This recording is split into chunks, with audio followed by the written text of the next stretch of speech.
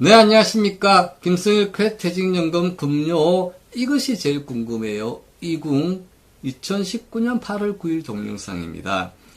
이궁은 성공적인 퇴직연금 자산 운용을 위해서란 제목으로서 기획되고 있습니다. 성공적인 퇴직연금 자산 운용을 위해 2편인데요. 우리가 퇴직연금 자산운용 성공하려면 제일 처음에 자산운용 수단에 대해서 이해를 하시는 것이 당연하겠죠. 아래의 도표는 미국의 장기 투자 수익률로서 1955년부터 2004년까지 50년간의 수익률을 자산운용 수단별로 비교를 해본 것입니다. 자산운용 수단은 주식, 채권, 그리고 예금을 비교한 것인데요. 해보니 주식은 지난 50년 동안 10.9%의 수익률을 올렸고 채권은 6.7%, 예금은 5.4% 수익률을 올렸습니다. 반면 물가 상승률은 4% 정도였습니다. 여기서 우리가 알아야 될 것은 자산운용 수단 간의 수익률의 결과가 다르다 하는 것을 알 수가 있고, 그래서 수단의 선택이 중요하구나 하는 것을 아시면 되는 거고요. 우리가 가장 기본적으로 알아야 될 자산운용 수단인 주식과 채권을 비교해 보시면 주식과 채권의 관계는, 자, 주식은 장기적으로 투자 수익률이 더 높게 나옵니다. 앞에 보셨죠? 한 10% 정도. 그 다음에 채권은 중단기적으로 안정적인 수익을 기대할 수 있다. 아까 6% 정도 높았죠. 그런데 채권에 대해서 제가 좀 말씀드려야 될 것은, 우리나라의 대부분의 투자자들은 주식은 좀 잘 아시는데 채권에 대해서는 그렇게 지식이 많지가 않은 것 같습니다. 이 부분은 중요한 포인트가 되는데요. 향후에 세계적으로 또는 우리나라에서도 금리가 높지 않을 것 같습니다.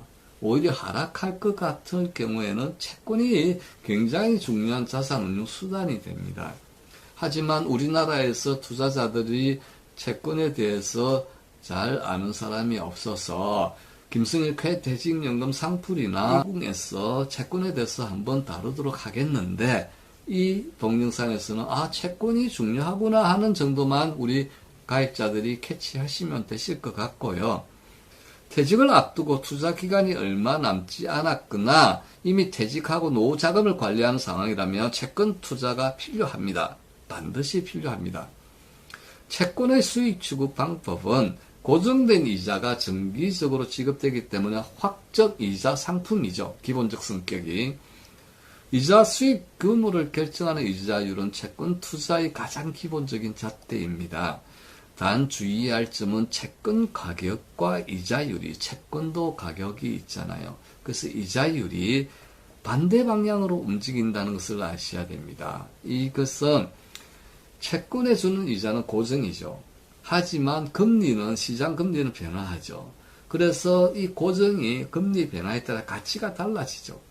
그래서 채권의 가치, 이것이 금리와는 반대로 움직인다는 것을 꼭 아셔야 됩니다. 향후에 금리가 계속 떨어질 것 같다면 채권은 가격이 높아질 가능성이 있죠. 따라서 채권 투자에 대해서 관심을 가지셔야 됩니다. 그 다음 꼭 알아야 할 퇴직연금 자산운용 원칙 3가지를 말씀드려 보도록 하겠습니다. 치료의 법칙 해서 목표 수익에 대한 방향타가 된다.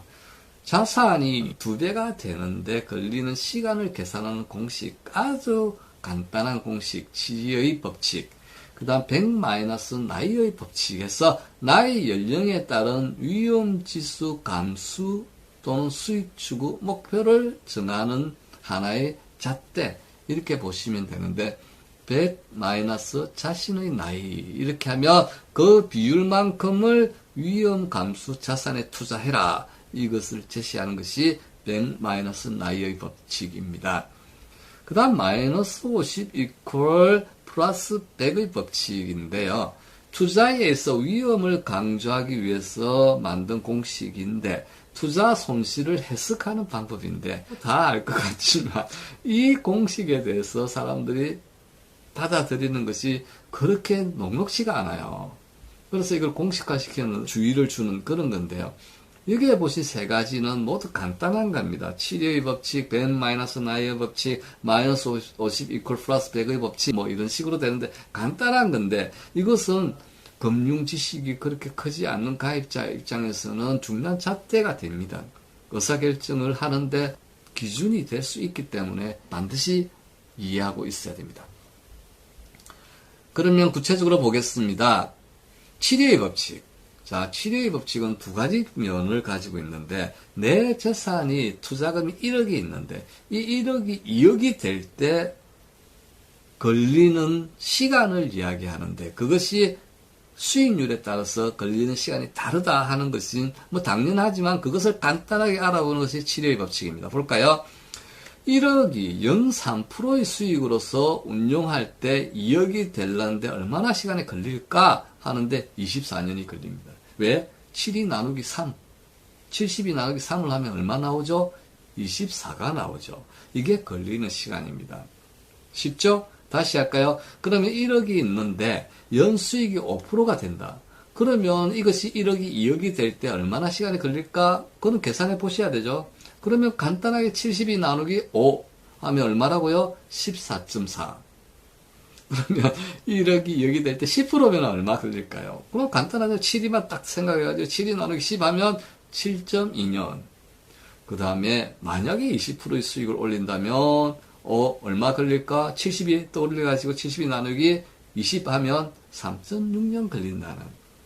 그렇죠. 자산 운용을 할 때 금리 또는 수익에 따라서 기간이 얼마나 걸릴까를 알아보는 수단인데 다른 각도로서는 기간을 고정시킵니다. 그래서 뭐냐면 내가 5년 정도 투자를 할 생각인데 이것이 1억에서 2억이 되려면 얼마만큼 수익률이 있어야 될까 이걸 알아보는 거죠. 그러면 간단하게 또 7위를 찾아야 되겠죠. 7위 나누기 5년 하면 수익률이 얼마가 필요하다고요? 14.4%. 높은 수익률이 필요하다. 그건 내가 7년이다. 7위 나누기 7 딱 하면 얼마가 수익률이 필요하다고요? 10.3%가 수익률이 필요합니다. 그 다음 내가 투자기간 10년이다. 그럼 7위를 또 소환해서 7위를 10으로 나눠버리면 얼마가 필요하다고 수익률이 7.2% 수익률. 내가 12년의 기간이 있는데 12년 동안 얼마의 수익률이 있어야 1억이 2억이 될까 하면 7위 소환해서 7위 나누기 12를 때려보면 6% 정도 수익률이 있으면 되는구나. 이렇게 감을 잡아가는 것이 7위의 법칙입니다. 쉽죠? 그래서 이걸 가지고서 내가 투자를 할 경우에 어느 정도 기간과 어느 정도 수익률이 있어야 되는가에 대해서 의미를 찾아볼 수 있는 그런 간단한 법칙입니다.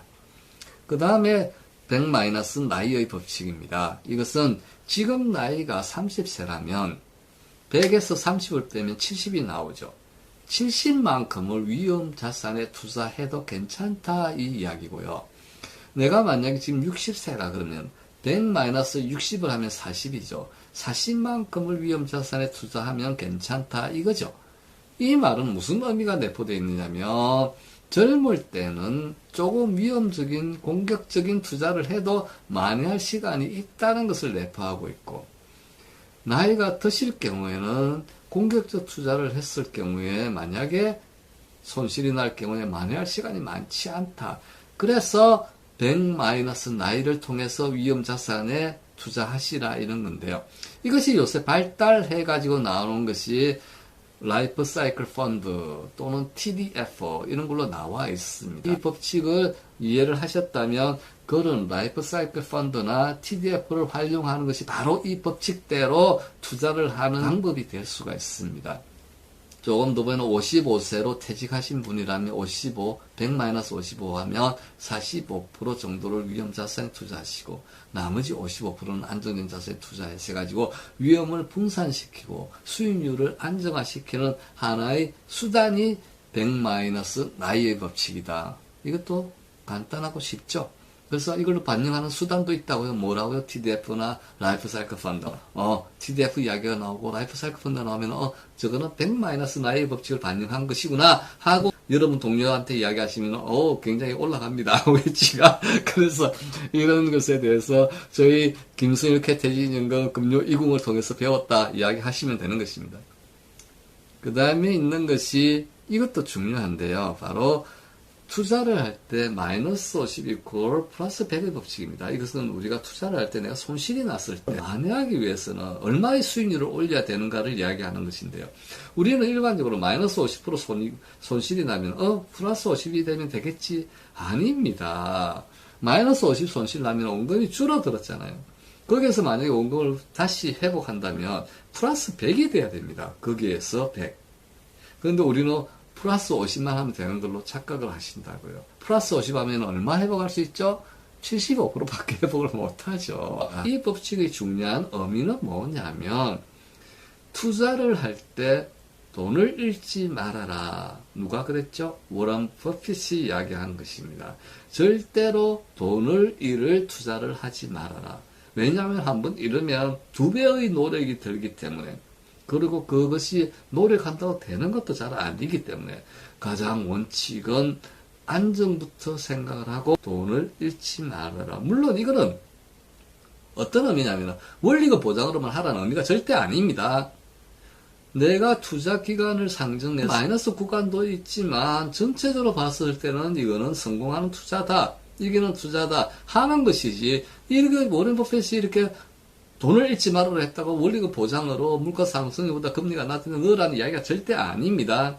그리고 두 번째 원칙이 워런 버핏이 이야기하는 것은 첫 번째 원칙을 잃지 말아라 해서 리스크 테이킹을 많이 하지 말아라는 이야기지 원리금 보장 상품으로 운영하라는 이야기는 아닙니다. 이것에 나오는 투자 원칙이 장기 투자, 분산 투자입니다. 그런데 우리 가입자들은 원리금 보장이 아니면 위험하다고 생각합니다. 그래서 장기 투자, 분산 투자를 통해서 돈을 잃지 말아라 하는 것이 워런 버핏이 이야기하는 투자 원칙입니다. 이것을 가장 잘 반영하고 있는 우리나라의 수단이 뭐죠? 퇴직연금입니다. 퇴직연금은 펀드를 통해서 분산 투자하고 어차피 장기로 투자하잖아요. 여기서 실적 배당형 상품을 올바르게 선택해서 운용을 하면 됩니다. 그런데 우리는 위험을 너무 많이 떠올려서 거기까지 잘 가지를 못해서 원리금 보장 상품의 90% 정도가 투자되어 있는 것이 현실입니다. 그래서 김승일 퇴직연금에서 계속적으로 말씀을 드리는 것은 우리가 수익률을 높이는 방법을 찾아야 된다. 이것이 우리한테 주어져 있는 퇴직연금 자산운용의 과제 중에 핵심이다 하는 것을 강조해 드리고자 하는 것입니다. 어떻습니까? 자산운용에 대한 기본적인 지식은 좀 얻게 되셨는지 모르겠습니다. 네, 감사합니다.